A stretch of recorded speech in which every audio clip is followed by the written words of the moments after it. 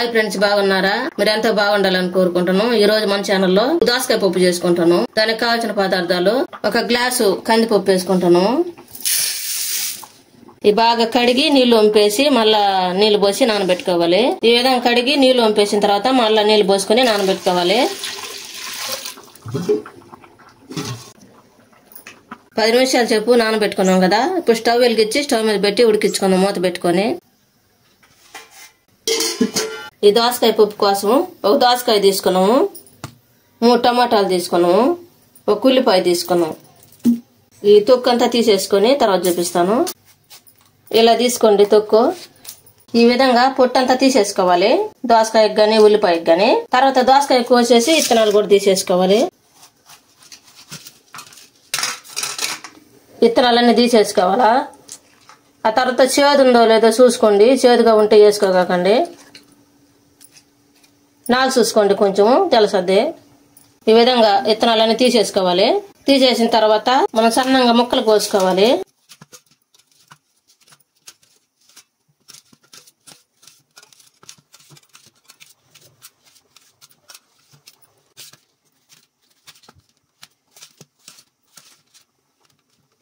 ఈ విధంగా అన్ని తరిగి పెట్టుకోవాలి. పప్పు ఉడికింది లేదు చూద్దాం. మూత వేసుకుంటే త్వరగా పొంగిపోతుంటది. తీసుకుంటా ఉండండి.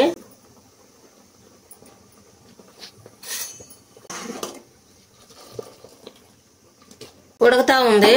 ఈ ఉడికే సమయంలోనే 2 పచ్చిమిర్చి వేసుకోవాలి, సన్నంగా మధ్యలోకి చీల్చుకొని. తర్వాత దోసకాయ ముక్కలు వేసుకోవాలి.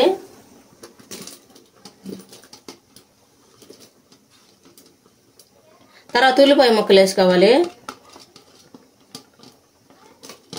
తర్వాత టమాటా ముక్కలు వేసుకోవాలి. ఇప్పుడు మూత పెట్టి ఉడికించుకోవాలి. A few moments later. ఉడికిందో లేదో మూత తెచ్చి చూద్దాం.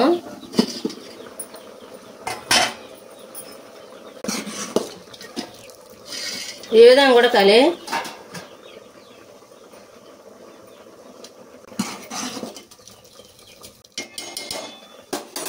ఉడుకుతా ఉంది కదా దోసకాయ పప్పు. 1 స్పూన్ నెయ్యి వేసుకోవాలి,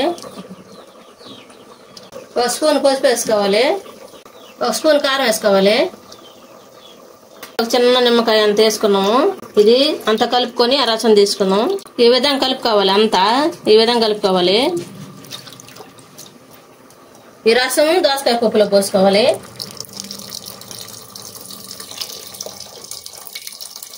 చెయ్యి అడ్డం పెట్టుకొని ఈ విధంగా పోసుకోవాలి. ఇప్పుడు మూత పెట్టి ఉడికించుకుందాము. ఒకసారి కలుపుకొని ఇప్పుడు స్టవ్ ఆఫ్ వేసుకొని పప్పు దించేసుకోవాలి. దోసకాయ పప్పు ఈ విధంగా ఉడికించుకోవాలి. తర్వాత దించుకున్నాం కదా, ఈ నీళ్ళని వంపేసుకొని పప్పు గుత్తితోటి రుద్దుకోవాలి. ఈ విధంగా మూత పెట్టి నీళ్లు వంపేసుకోవాలి. ఈ విధంగా వంచేసుకోవాలి నీళ్లు. లేకపోతే ఎన్ని ఉన్నాయనుకో పప్పు నలగదు మనం రుబ్బేటప్పుడు.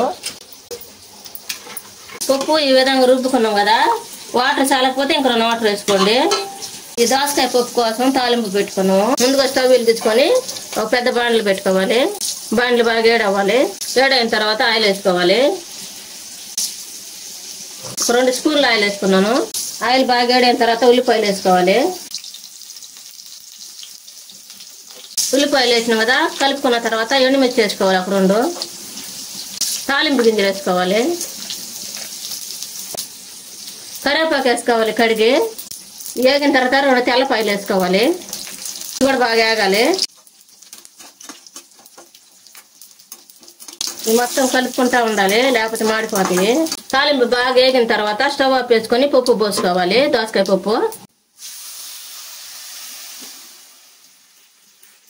ఈ విధంగా పోసిన తర్వాత కలుపుకోవాలి. ఈ విధంగా కలుపుకోవాలి. మొత్తం కలుపుకున్న తర్వాత టేస్ట్కి తగ్గట్టుగా ఉప్పు వేసుకోవాలి. ఉప్పు వేసిన తర్వాత మొత్తం కలుపుకోవాలి.